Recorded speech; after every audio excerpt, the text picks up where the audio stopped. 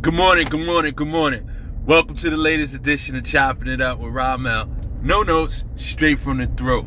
Hey, we're going to get started right away. Running late for work, so apologize. But we're going to talk a little NBA playoffs, and we're going to begin with last night's game between the Spurs and the Houston Rockets. Listen, I just wanted to make this quick announcement. This goes for not only James Harden, but for the rest of the players that play this game. You're not supposed to wear a necktie while playing basketball in the NBA. I don't know if you got the memo or not, but wearing a necktie while playing basketball could possibly lead to choking. And that's what took place last night in Houston. James Harden stepped on the court with a necktie on, and he choked the whole game. Listen, I'm not going to take nothing away from the Spurs at all, and I'll talk about that.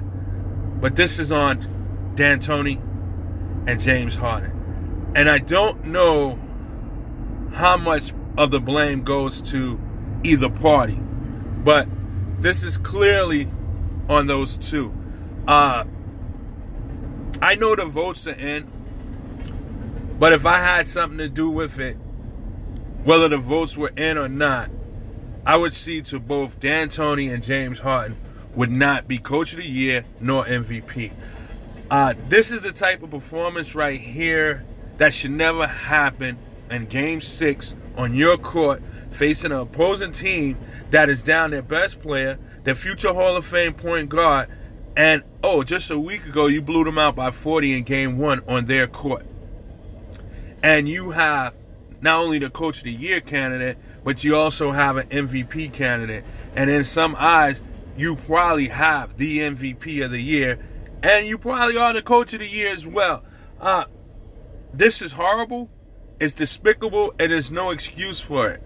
This team centers around the offense and the style of play that D'Antoni wants to play. This team is centered around James Harden and James Harden only.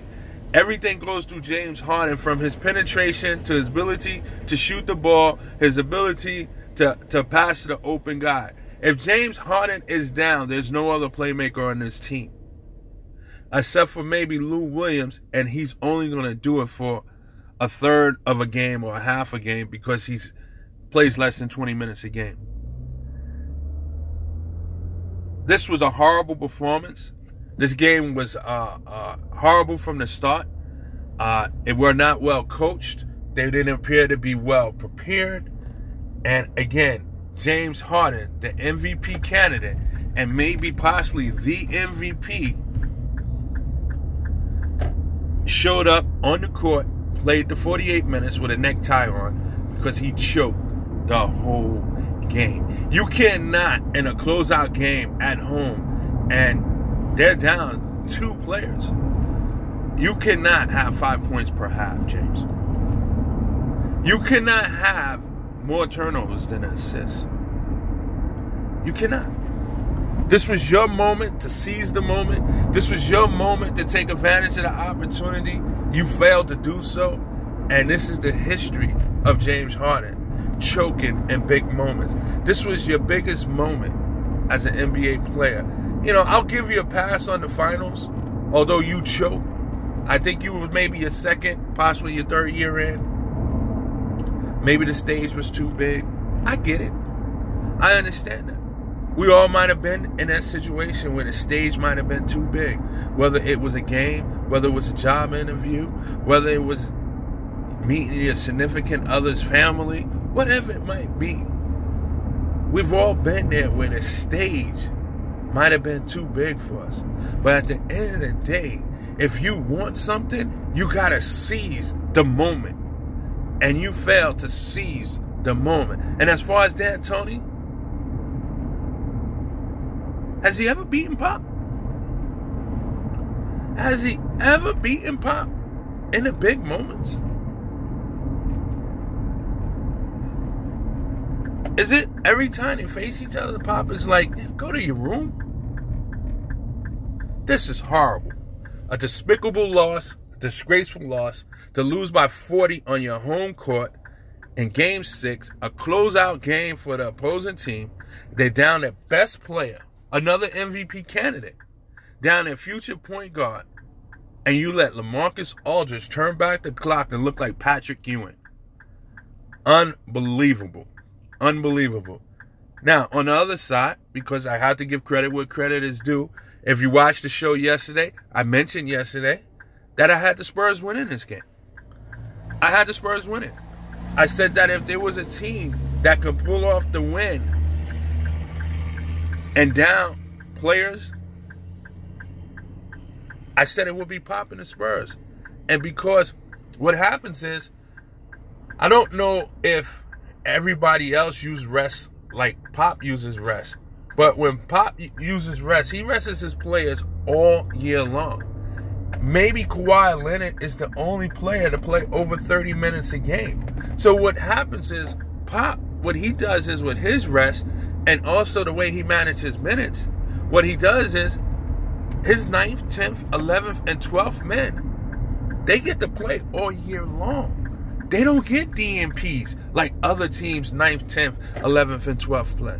They get to play all year long. So when a moment like this comes about, they're prepared. Who would have had their third point guard and DeJounte Murray, drafted late in the first round, come out on the court and look as good as he did in that second half? Somewhat, you can make the case that his play in the fourth quarter or the second half could seal the deal. Because when he came on the court, he even had Mark Jackson wondering, how did this guy last so long in the first round? He came out there, he scored maybe 12 points, he was rebounding the ball, he was blocking the ball, he's blocking shots, he was getting assists, he picking up loose balls. He was just all over, and it seems like anytime they wanted to make some kind of run, he would be in the middle of things, preventing it or extending their lead. How many teams with a 9th, 10th, 11th, and 12th men would be ready to play significant minutes or have a significant role and would be ready in that situation? And this guy started 2 games, and Patty Mills came off the bench, and quite frankly, didn't do a bad job. That is the beauty of Popovich's purpose of rest. That's what makes his rest a little bit different than any other team's rest. Yeah, the other teams is resting players because Pop does it, and then they go out and lose. Pop rests players, and they go out and win. I mean, he uses this not to give up a game. He uses this for a defining moment. He uses this for a teaching lesson. He uses this for this. I'm going to go back, and I don't know how many of you guys have followed it, but it was a sensational point guard that came out of Notre Dame in the late 80s, early 90s. Well, it was the late 80s, I'm sorry, by the name of David Rivers. The guy was a blur in college. He couldn't do no wrong with Notre Dame. Well, his NBA career was derailed because he was drafted by Magic Johnson's Los Angeles Lakers. You figure he would never have an opportunity to play, and you're absolutely right. Magic Johnson goes down in the playoffs. Pat Riley's forced to play David Rivers. He was a shell of himself. Why? Because Pat Riley only played 8 deep. The guy never had any playing time, and now you put him on the biggest stage of his life, guess what? He's stage fright. That doesn't happen in San Antonio. They clearly have the next man up attitude. And the reason for that is because they get to play all year round. And that makes a difference. Because now when they're on the stage, there's no camera shot. There's no stage fright. They've been out there. They know how to play. They're comfortable. They know the rotation. They're not out there looking like, what do I do? What do I do? Excellent job by Pop and the Spurs to go into Houston, get the job done, get 1 or 2 days extra rest for Kawhi Leonard. This is no knock on Kawhi Leonard that, they can win without them. Listen, Pop had a game plan. He stuck to it. His players was ready. They had the next man up. They still had sweat on their back from the regular season because they play all year long. And they just got it done. On the other hand, Houston choked. You cannot only secure 75 points in a closeout game at home, and your opposing team is looking to close you out on the road. This is embarrassing. This is embarrassing. Where does Houston go from here? I don't know. Do they look to get a second playmaker? Do they force to put James Harden back at the 2 and find a premier point guard? I don't know. But I know this is embarrassing. This was horrible, disgusting, and it should not have happened. Kudos to the Spurs. Awful look for Houston. So now that this series is over and the Spurs, after being blown out by 40 in the first game on their home court, it's only ironic that they finished it out on Houston's home court and win by 40. I guess everything comes full circle. But this is a bad look on James Harden and the Houston Rockets. So with this closeout win for the Spurs, there's only one matchup left, and that's the Boston and Washington. I believe play resumes today as Boston looks to go into Washington and try to close out on the road. I think it's going to be tough in a hostile environment. I look for Washington to get the win. This is going to go down to 7. It's going to come down to a best of 1 in Boston on Sunday. Should be a lot of fun. Should be good. But should be entertaining. We'll see what happens. Cleveland sitting back, just enjoying their rest and waiting on the winner of this. Golden State, they can stop the barbecue and come off the golf court. They know who they got. They play the Spurs. I look for Golden State to win that one in 6. If Kawhi Leonard can't go for the first game, it really doesn't mean nothing because I don't think San Antonio would have won the first game in Golden State anyway. I think their goal was to just try to get 1 out of 2. So I wouldn't rush him back for the first game if he's not 90%. But these guys are gamers. If that was Game 7 last night, Kawhi probably would have played. So we'll see what happens.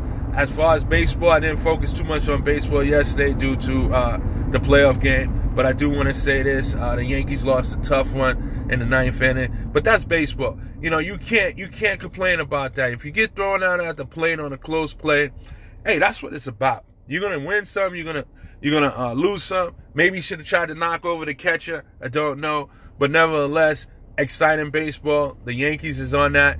They're on a 2-game losing streak. So let's hope and see if they can stop the bleeding and turn this around. But everything is looking well, and for the New York teams in baseball, they just have to maintain a little bit of the momentum that they've had and get on track. The Mets had the day off. They'll resume activities today. They need to sweep a series, but we'll see what happens. They've been winning 2 out of 3 lately. I mean, that's good, but they need to get those sweeps every now and then, and the Yankees just need to get back on track. But that's going to do it for the show this morning. I'll see you guys in maybe tomorrow. No, probably Sunday I'll see you guys. So hope y'all have a good start to the weekend. I'll see you guys soon. This is Chopping It Up with Ramel. No notes, straight from the throat. Y'all be good. See y'all soon. Peace.